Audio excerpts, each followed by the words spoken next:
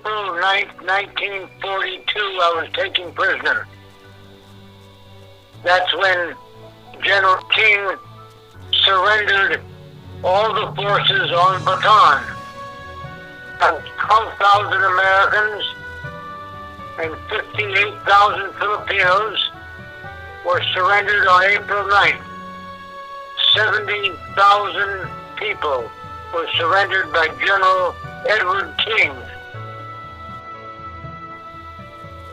Being a prisoner of war was a very difficult thing. Very difficult. When the death march started, we were beaten every day. We were killed if we stopped walking. If we had to stop to go to the bathroom, we were killed. If you had a malaria attack and you couldn't take another step, the Japanese killed you. And so either they beat you while you were walking, they killed you if you stopped. They either bayoneted you to death, shot you, or cut off your head. That was not a very pleasant experience being a POW. The only thing that I can think of is two things. Number one, I constantly made goals for myself.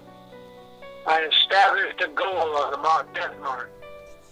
I would take a look down the road and I would see a herd of caribou. And I would say to myself, I must get to that herd of caribou. Nothing can stop me. And then I would walk until I got there. Sometimes it would take an hour, sometimes maybe a day. I didn't care. But I set goals for myself. That was number one. I think number two, the Japanese wanted me dead. And I felt that if I died, then they won the war, and I didn't want them to win. So I decided to stay alive just because I didn't want them to win the war. 3.5 years. Later, when the war ended, on August 15th, 1945, the war came to an end.